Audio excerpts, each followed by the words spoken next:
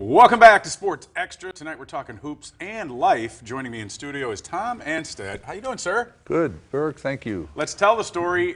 Met you at the Y. If you've ever been on the east side, you know who this guy is. Long-time coach in Illinois, but tell us the story about how you moved to Northeast Wisconsin and now you've never left. It's become your home. Well, grandsons had a lot to do with it.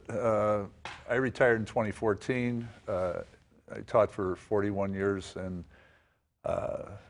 my wife was still working at the time, so while she was working, I was putting the book together, actually, but she retired in 2017, so we decided to move closer to the grandsons who live in De Pere, and it's been a really good move overall. Now, you came from south of the border. We're not going to hold that against you. I'm sure you've heard all the jokes between the two. But I have, look, the boys went to St. Norbert College and Right. really obviously fell in love with the place and started working here. And like you just said, this place became home. But we talked hoops, we talked sports, we've talked life over at the Y. And Right. 41 years is a long time. You're in the Illinois Basketball Hall of Fame, not only as a player, but also as a coach.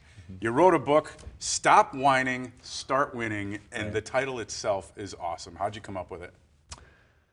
Well, it was a matter of kind of writing the book first and then seeing how I could organize it.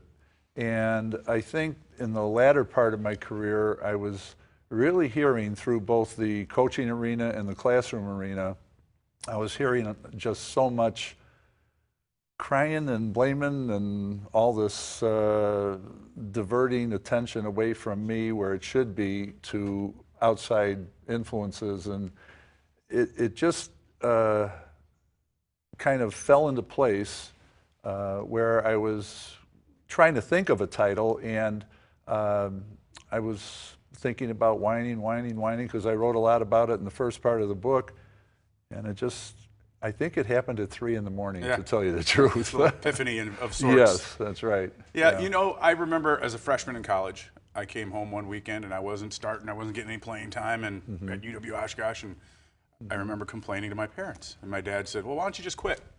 And I thought, whoa, wait a minute. Yeah. And it's kind of that mentality. When you go through this book and you read it, this doesn't apply just to sports or basketball. There's a lot of life lessons in this. And is that part of the teaching and your methodology? When you mentor so many kids growing up throughout the years, what you learn in sports, that's going to apply to your regular life more than anything. Yeah, it really does. And I think part of becoming a good teacher is being able to parallel the lessons you give in class to, and in English it was pretty easy for me. Well, not easy. It was a matter of trial and error a lot and experience. But teaching literature, it offered a really nice avenue for helping kids understand that this is not something just in fiction, but it can happen in real life. And kids would tell me after all was said and done, after they graduated or at the end of the school year, that a lot of the things were appropriate for taking into life, dealing with adversity,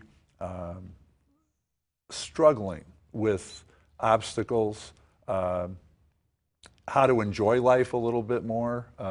All kinds of things happen in the classroom that you can parallel to life. You had stints at a couple of different high schools, and also taught in college.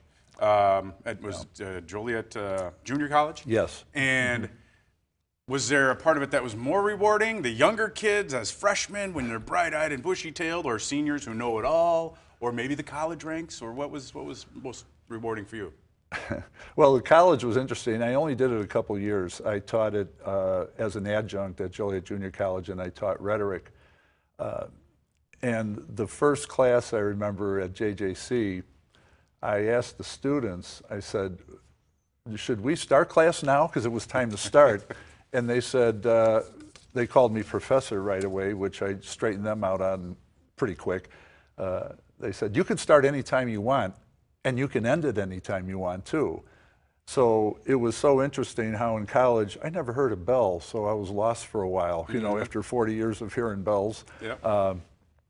But I taught every year. I taught every year. I taught just about every course in English, and every year has its particular type of people. You know, freshmen I think are awesome to teach because they're so willing to listen and, you know, figure things out. Right. You know, and sophomores, juniors, I taught seniors, a lot of juniors in my career.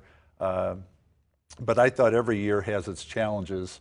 Every year was enjoyable, and I think part of what made it enjoyable for me was that I always felt I was a student first. I wasn't a teacher because I always tried to get kids curious about what we were going to do in class. I never tried to be that predictable, and I think it helped kids enjoy class as well as do a lot of writing and work hard. On the court, is there a signature moment or victory or season that stands out for you? I actually enjoyed practices even more than games, and maybe that's a way to answer the question. I don't know. I had particular moments that stood out, but the practices were very enjoyable for me because I was always about developing kids, you know, developing skills. Skills to me make basketball the game it is.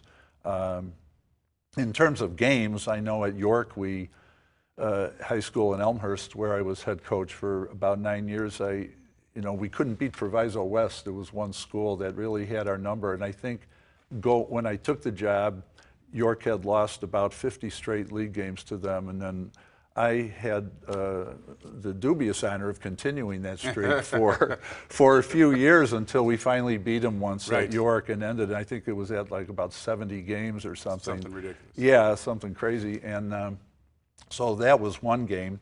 And then there were other games, regional games that we won that we shouldn't have and things like that. But I just enjoyed working with kids. And blame versus bullying. There's so many different topics you go over in this book. Teaching versus coaching, and there's a difference sometimes. They're very similar, but bottom line, it's the title of the book, Winning versus Whining. Right.